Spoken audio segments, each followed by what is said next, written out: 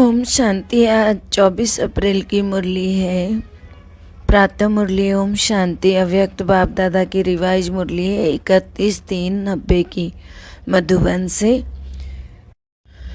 मुरली का टाइटल है रहम दिल और बेहद की वैरागी वृत्ति।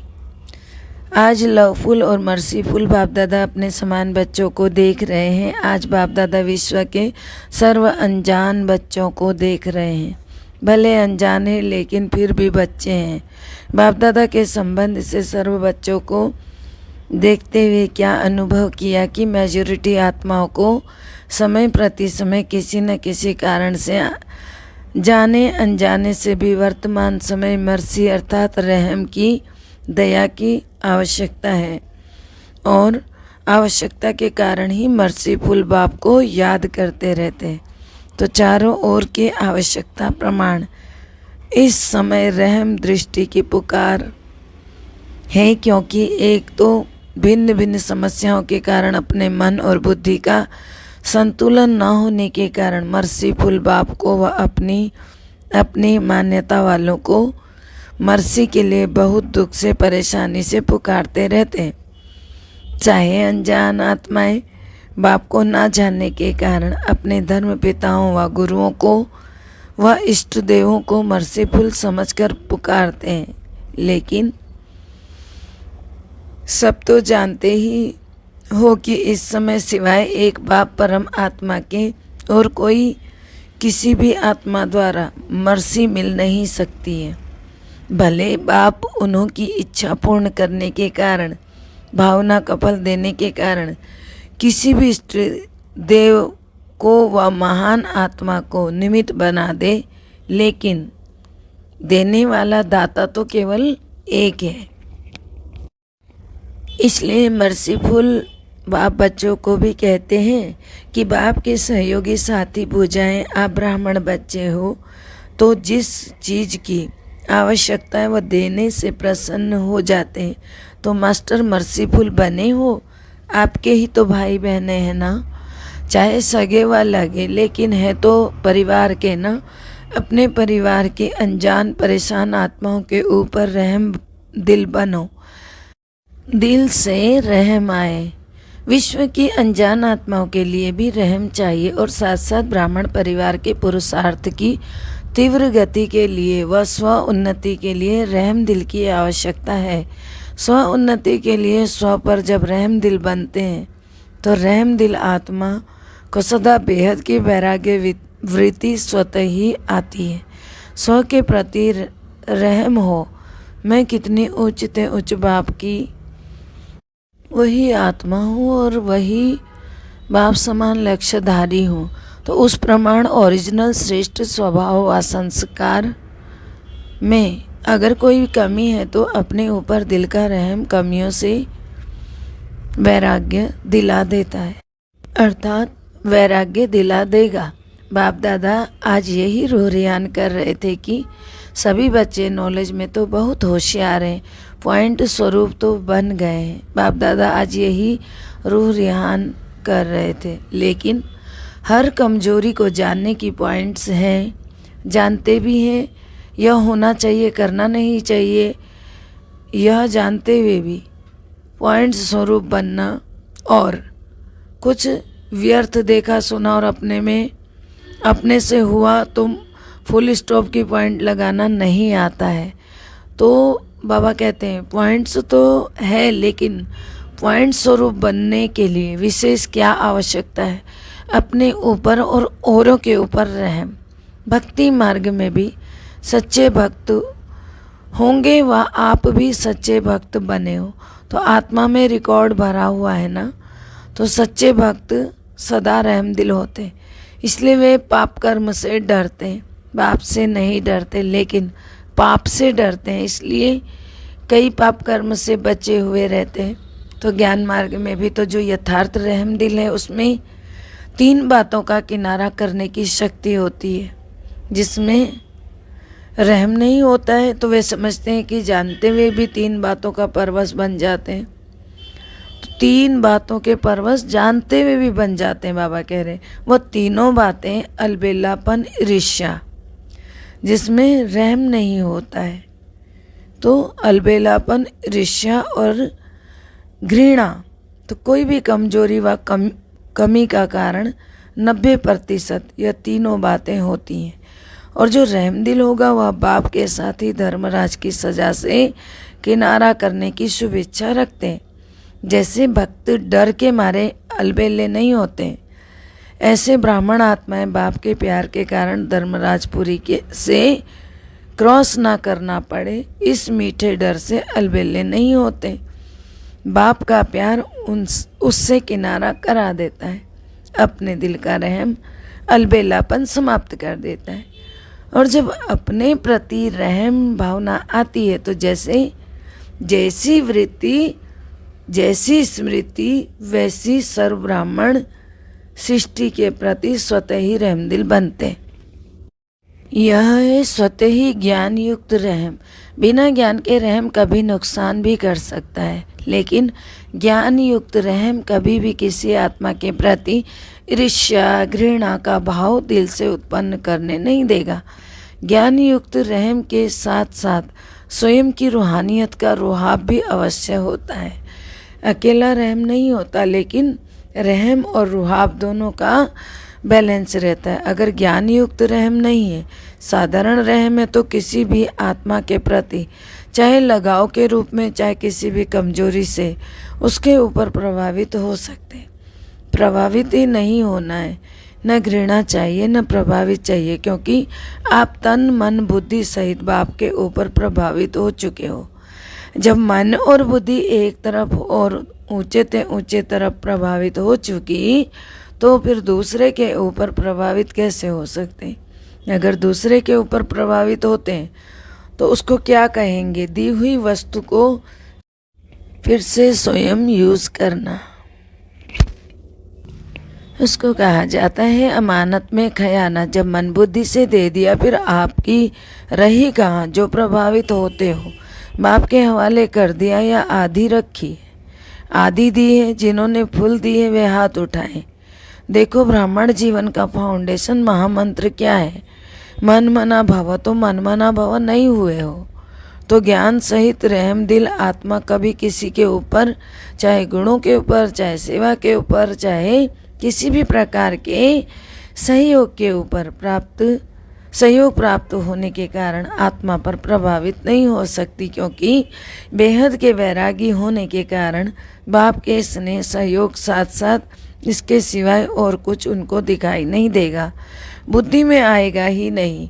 तुम्ही से उठूं, तुम्ही से सोऊं, तुम्ही से खाऊं, तुम्ही से सेवा करूं, तुम्ही से साथ कर्म योगी बनूं, यही स्मृति सदा उस आत्मा को रहती है। भले कोई श्रेष्ठ आत्मा द्वारा सहयोग मिलता भी है, लेकिन उसका भी दाता कौन है, तो सहयोगी बनाने वाला भी कौन है, ये हमें मालूम होना चाहिए।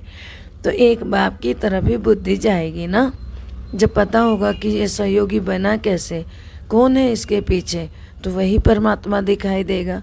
सहयोग लो, लेकिन दाता कौन है यह नहीं भूलना चाहिए। श्रीमत एक बाप की है ना, कोई निमित्त आत्मा आपको बाप की श्रीमत की स्मृति दिलाती है तो उसकी स्मृति उनकी नहीं कहेंगे, लेकिन बाप की श्रीमत को फॉलो करके औरों को भी फॉलो कराने के लिए स्मृति दिलाती है। निमित्त आत्माएं, श्रेष्ठ आत्माएं कभी भी ये नहीं कहेंगी कि मेरी मत पर चलो, मेरी मत ही श्रीमत है, मेरी मत ही श्रीमत है, ये कभी नहीं कहेंगी। तो श्रीमत की फिर से स्मृति दिलाते हैं। इसको कहते हैं यथार्थ सहयोग लेना, सहयोग देना।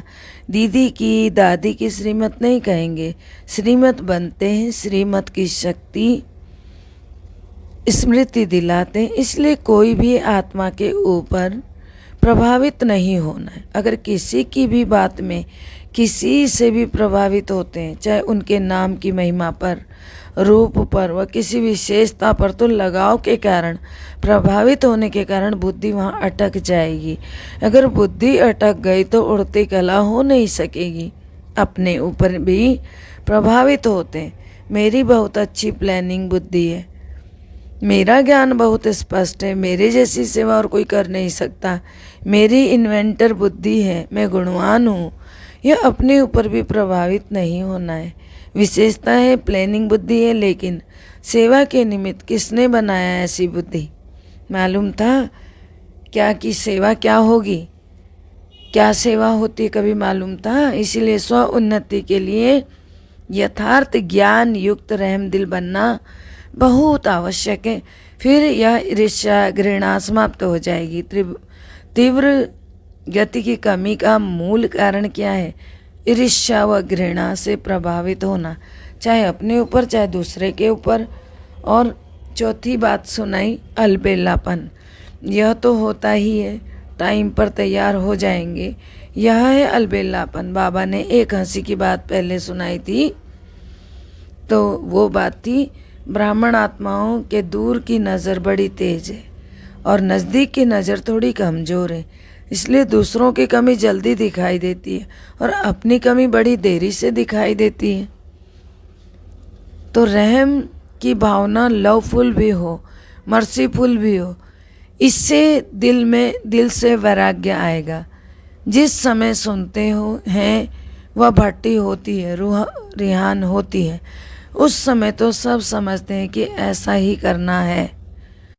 यह अल्पकाल का वैराग्य आता है, दिल का नहीं होता। जो बाप को अच्छा नहीं लगता उससे दिल से वैराग्य आना चाहिए।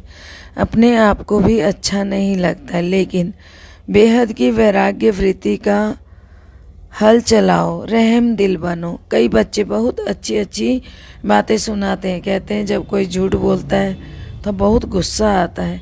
झूठ पर गुस्सा आता है या कोई और गलती करता है तो गुस्सा आता है, वैसे नहीं आता है। तो उसने झूठ बोला या तो ठीक है, उसको रॉन्ग समझते, और जो आप गुस्सा करते हो वह फिर राइट है क्या? तो रॉन्ग को कैसे समझा सकते हैं, उसका असर कैसे हो सकता है? उस समय अपनी गलती को नहीं देखते, लेकिन दूसरों की झूठ की छोटी सी बात को बड़ा कर देते हैं। तो ऐसे समय रहम दिल बनो, अपनी प्राप्त हुई बाप की शक्तियों द्वारा रहम दिल बनो, सहयोग दो। लक्ष्य अच्छा रखते हैं तो उनको झूठ से बचा रहे हैं, लक्ष्य अच्छा है उसके लिए मुबारक हो, लेकिन रिजल्ट क्या निकलती है? वह भी फेल, आप भी फेल। तो फेल वाले को क्या पास कराएगा? कई फिर समझते हैं हमारी जिम्मेवारी है उसको अच्छा बनाना, आगे बढ़ाना, लेकिन जिम्मेवारी निभाने वाला पहले अपनी जिम्मेवारी उस समय निभा रहे हो या दूसरों की निभाते हो? कई निमे टीचर बनते हैं तो समझते हैं छोटों के लिए हम जिम्मेवार हैं, उनको शिक्षा देनी है, सिखाना है, लेकिन सदैव यह सोचो कि यथार्थ नॉलेज सोर्स ऑफ इनकम होती है। अगर आपने शिक्षा की जिम्मेवारी से शिक्षा दी तो पहले यह देखो कि उस शिक्षा से दूसरे की कमाई जमा हुई, सोर्स ऑफ इनकम हुआ, सोर्स ऑफ गिरावट हुई या इनकम हुआ। इसलिए बाप दादा सदा कहते हैं कि कोई भी कर्म करते हो तो त्रिकालदर्शी स्थिति में स्थित होकर करो, सिर्फ वर्तमान नहीं देखो। इसने किया इसलिए कहा, लेकिन उसका भविष्य परिणाम क्या होगा वह भी देखो। जो पास्ट आदि अनादि स्थिति ब्राह्मण आत्माओं को थी, अभी भी है और आगे भी रहेगी, उसी प्रमाण तीनों काल चेक करो तो समझा बाप दादा क्या चाहते हैं। स्व उन्नति तो करेंगे, लेकिन परिवर्तन क्या लाएंगे? चाहे महारथी हो चाहे नए हो, बाप दादा की एक ही शुभ आशा है, जितना चाहते हैं उतना अभी हुआ नहीं है। रिजल्ट तो सुनाएंगे ना। बाप दादा अल्पकाल का वैराग्य नहीं चाहते, निजी वैराग्य आए। जो बाप को अच्छा नहीं लगता वह नहीं करना है, नहीं सोचना है, नहीं बोलना है। इसको बाप दादा कहते हैं कि दिल का प्यार। अभी बाबा कहते हैं मिक्स है, अभी कभी दिल का प्यार है, कभी दिमाग का प्यार है। तो माला का हर एक मणका हर एक मणके के साथ समीप हो, स्नेही हो, प्रगति के लिए सहयोगी हो, इसलिए माला रुकी हुई है। क्योंकि माला तैयार होना अर्थात युगल दाने के समान एक दो के भी समीप स्नेही बनना है। तो पहले 108 की माला बने तब दूसरी बने।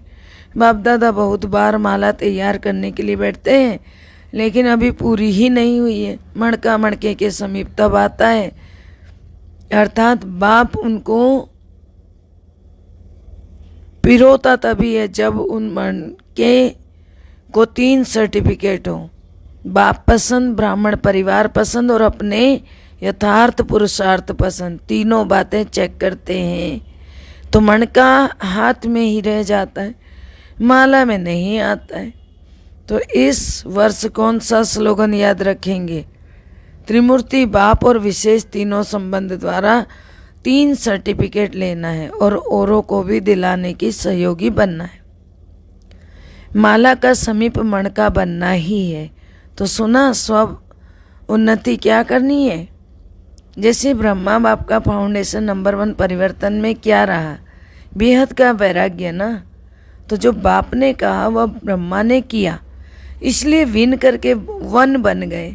अच्छा, बाप दादा यह रिजल्ट देखेंगे, हर एक अपने को देखे, दूसरे को नहीं देखना। कई समझते सीजन का आज लास्ट डे है, लेकिन बाप दादा कहते हैं लास्ट नहीं है, माला बनने का फर्स्ट सीजन का दिन है।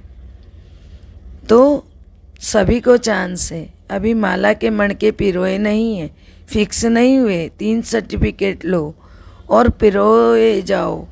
तो जितना प्रत्यक्ष सबूत देने वाले प्रत्यक्ष चेहरे और चलन में देखेंगे, उतना फिर से नई रंगत देखेंगे। अगर आप भी वहीं के वहीं रहे तो रंगत भी तो वहीं की वहीं रही ना।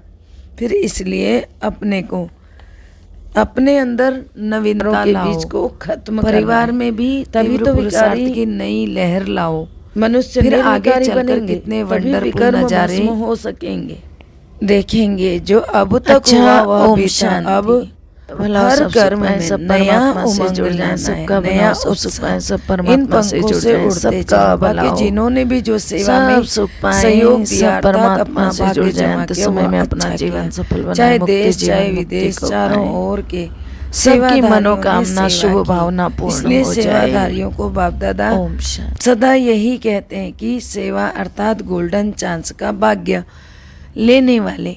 अभी इसी भाग्य को जहाँ भी जाओ वहाँ बढ़ाते रहना, कम नहीं होने देना। थोड़े समय का चांस सदा के लिए तीव्र पुरुषार्थ का गोल्डन चांस दिलाता रहेगा। सेवाधारी भी जो चले गए अथवा जो जा रहे हैं, सभी को मुबारक। अच्छा, सर्व रहम दिल श्रेष्ठ आत्माओं को सदा स्वयं को स्व उन्नति की उड़ती कला में ले जाने वाले तीव्र पुरुषार्थी आत्माओं को सदा हर समय एक बाप को साथ अनुभव करने वाले अनुभवी आत्माओं को सदा बाप के दिल की आशाओं को पूर्ण करने वाले कुलदीपक आत्माओं को सदा अपने को माला के समीप मणके बनाने वाले विजयी आत्माओं को बेहद की वैराग्य वृत्ति से हर समय बाप को फॉलो कर बाप समान बनने वाले अति स्नेही राइट हैंड बच्चों को बाप दादा का याद प्यार और नमस्ते।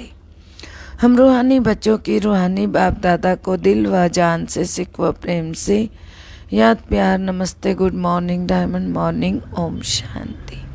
शुक्रिया मीठे प्यारे बाबा, शुक्रिया। वरदान प्राप्तियों को इमर्ज कर सदा खुशी की अनुभूति करने वाले सहज योगी भव। सहज योगी का आधार है स्नेह और स्नेह का आधार है संबंध। संबंध से याद करना सहज होता है, संबंध से ही सर्व प्राप्तियाँ होती हैं। जहाँ से प्राप्ति होती है मन बुद्धि वहाँ सहज ही चली जाती। इसलिए बाप ने जो शक्तियों का, ज्ञान का, गुणों का, सुख शांति आनंद प्रेम का खजाना दिया है, जो भी भिन्न भिन्न प्राप्तियाँ हुई हैं उन प्राप्तियों को बुद्धि में इमर्ज करो, खुशी की अनुभूति होगी और सहजी योगी बन जाएंगे। स्लोगन है जो सर्व प्रश्नों से पार रहता है वही प्रसन्न चित्त रहता है। ओम शांति। सबका भला हो, सब सुख पाए, सब परमात्मा से जुड़ जाएं, अंत समय में अपना जीवन सफल बनाए, मुक्ति जीवन मुक्ति को पाए, सबकी मनोकामना शुभ भावना पूर्ण हो जाए। ओम शांति।